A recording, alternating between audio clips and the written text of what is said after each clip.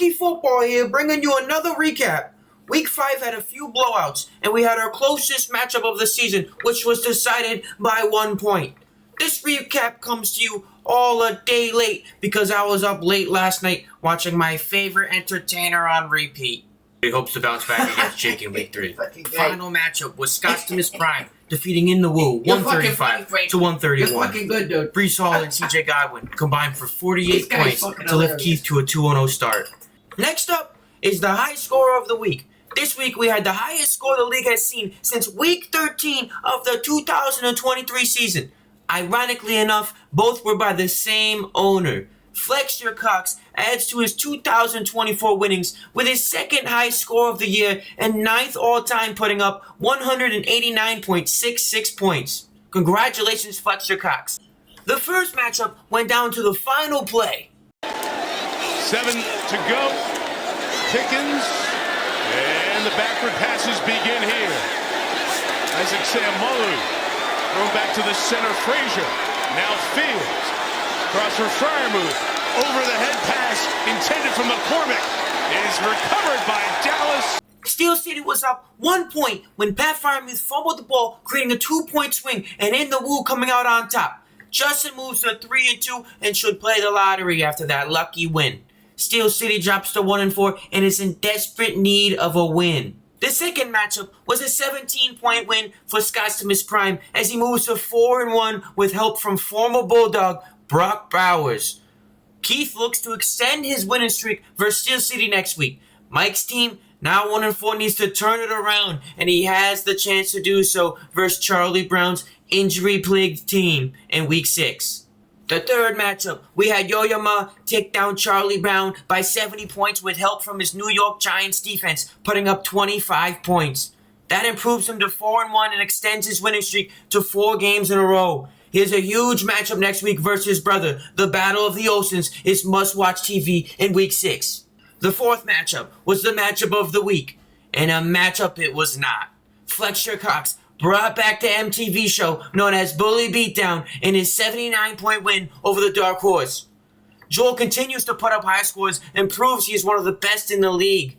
Jake lost Nico Collins to the IR but looks to bounce back versus Remember the Raiders in Week 6. The final matchup was Love Thy Neighbors. He has gotten hot out of nowhere with back-to-back 40-point wins. He faces a very tough team ran by Joel next week, while Tyler hopes to get back into the win column after a disappointing performance in Week 5. Up next, we had the bust of the week. Leading off the bust of the week, we had Deebo Samuel, who had 1 catch for 11 yards. Wide receiver 79. Bust. Second on that list, we had Sam Darnold. He threw for 179 yards and an interception, ended the quarterback 27. Bust. Next on that list, he's been here before. Chris Olave, 2 catches, 10 yards, ended wide receiver 80. Bust. And finally on that list, 1 week he's wide receiver 1. Next week he's wide receiver 85 with 1 catch for 13 yards. We had Juwan Jennings. Bust. Next up, it's some of your favorite segment of the week. For me, it's here for the random fact of the week. We have Meredith Shelley. Meredith? Yeah, right. So he called me Molly again. Yeah, that's what I said. Yeah, he's the one with the mustache. You know how I love that mustache. I know. Oh, shit. Hi everyone, it's Mary Shelley here with another fun fact of the week, week number 5. We are talking about the 6 feet, 300 pounds, number 99, defensive tackle for the New Orleans Saints, Colin Saunders.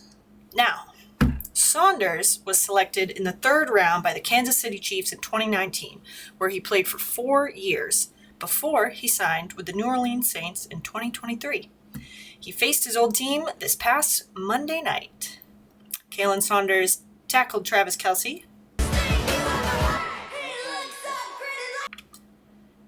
He also picked off Mahomes in the end zone.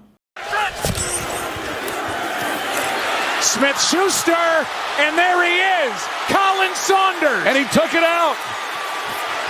Big Colin rumbling. And here's your fun fact. Colin's brother, Cameron Saunders, is a backup dancer for Taylor Swift.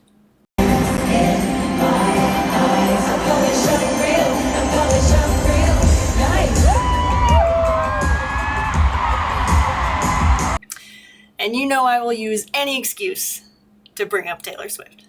And that concludes Week 5's recap. Week 6 is right around the corner. Don't forget to set your lineups because every week counts. Frankie Football signing out.